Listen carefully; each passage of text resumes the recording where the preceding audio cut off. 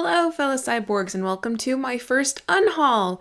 So I continuously unhaul books that I have read that I've rated low, and for me, low is anywhere from 3 to 1 star, though I do keep some 3 stars most of the time. With 3 stars, I just want to pass them on to the world to someone else who will love them more than I do. So I have continuously been getting rid of books, but not telling you about it because I can only regularly upload once a week, and I had a lot more positive things that I wanted to share with you that took priority over all of those unhauls. But today is a special unhaul because I'm going to be unhauling books that I have not read. I am going to be moving soon, moving down to California, change of circumstance, it happens. I've been looking at my bookshelves and going, I don't want to lug you 3,000 miles away. So I decided it would be a perfect time to cull my shelves now that the weight of my books will literally be on my shoulders, though not, they'll be in my arms and then in a moving van. So in any case, let's get started with this unhaul. In my 25 Bookish Facts About Me video, I talked about how I wasn't sure if I wanted to continue on with the Song of Ice and Fire series. I have made up my mind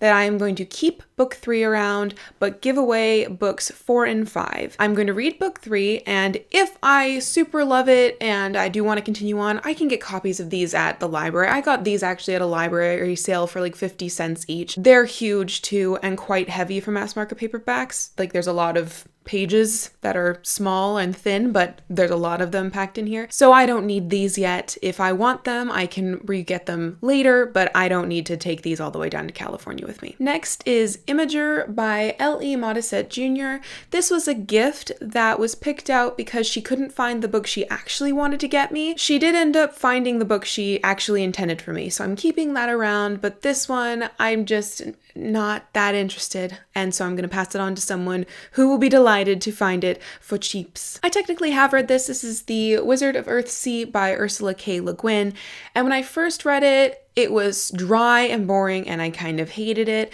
but then when I was at a library book sale and this was 50 cents and the cover is quite spectacular, I was like, maybe I would read it again. Well, Amanda now says no, she's not going to waste her time reading this again. This will never be a book that she wants to reread over and over again in her life, so it is going on to someone who may love it. I have tried reading Terry Pratchett, and I read The We Free Men and really enjoyed it, but then I read The Color of Magic and Light Fantastic and was so not my thing. I'm really picky about humor in books. Oftentimes when there is humor in books, I will look at it and go, that's supposed to be funny, but not crack a smile and not laugh. And that's not the author's fault. That's just me as a reader not gelling with that sort of book. And I don't think that I'm going to gel with Terry Pratchett as much as I once thought or hoped that I would.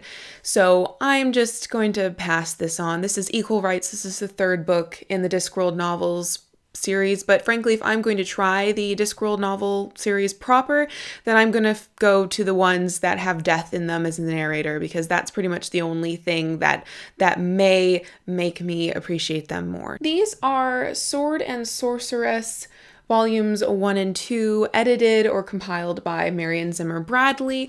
These are collections of short stories by various sword and sorcery authors. This first one was created in 1984, and it has stories in here by Emma Bull, Charles DeLint. Those are pretty much the only authors that I recognize in here. I am a fan of Emma Bull and Charles DeLint, but at one point, I might have read these, but at this point, there are other short story collections that I'd rather be getting to, so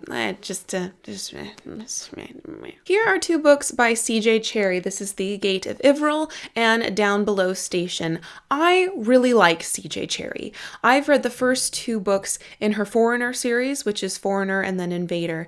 And the thing with C.J. Cherryh is if I'm going to continue reading her books, I would much rather continue on with the 25 book Foreigner series.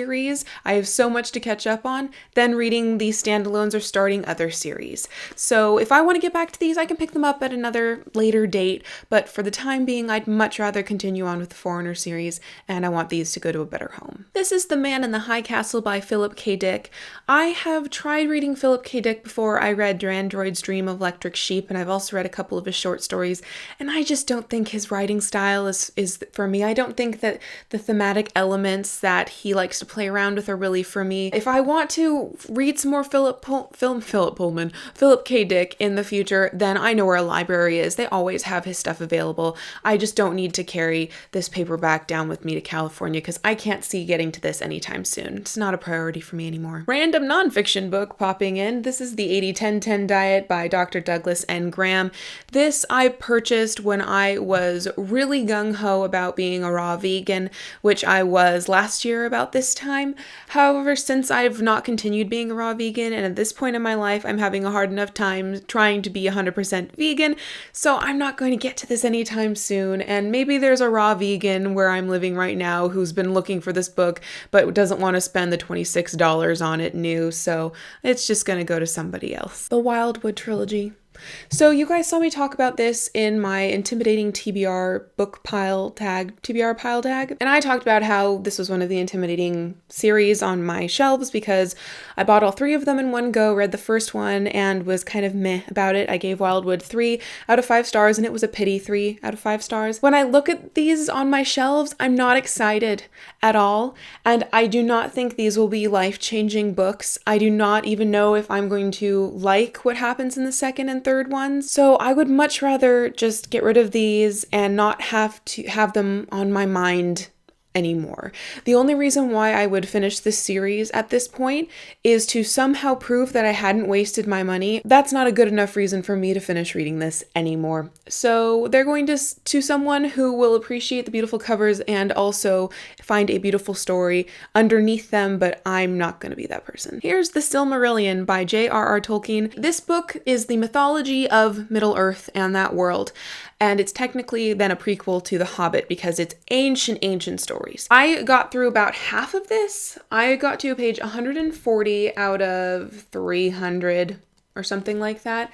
And I heavily annotated it. I even made charts so that I could understand where all the freaking Fae factions are about. I had hopes that this would make me more interested in the Lord of the Rings trilogy because I had read The Fellowship and found it really boring and wasn't that interested. From the people who love that series, I've been told that it has to do with the world building, that they're just amazed at the world that he's been able to create. So I thought that maybe reading this, I would come to appreciate that world more and then that would help me appreciate the rest of the trilogy.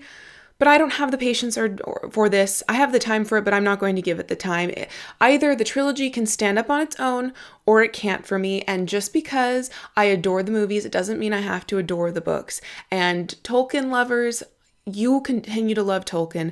He is well loved enough already. I don't have to love him too to make him okay in this world. At one point, I would have attempted to trek through the rest of this, given the amount of time and effort I put into it so far, but if I want to get back to it, I know where the library is, but at this point, I have a hard enough time visualizing when I'm going to get to the 2 towers, let alone getting to the Silmarillion. And the final thing that I'm going to be getting rid of in this unhaul is the bind-up of His Dark Materials by Philip Pullman. I'm getting rid of this bind-up because it is big and heavy, because I lemmed The Subtle Knife, because I only gave The Golden Compass 3 out of 5 stars, and it was a pity 3 out of 5 stars, and because the US edition of this bind-up, Everyman's Library bind-up, has a stupid, ugly spine. Beautiful front, stupid spine. Beautiful front, stupid spine. The UK edition has these stars and black mimicked on the spine, which I think just looks beautiful.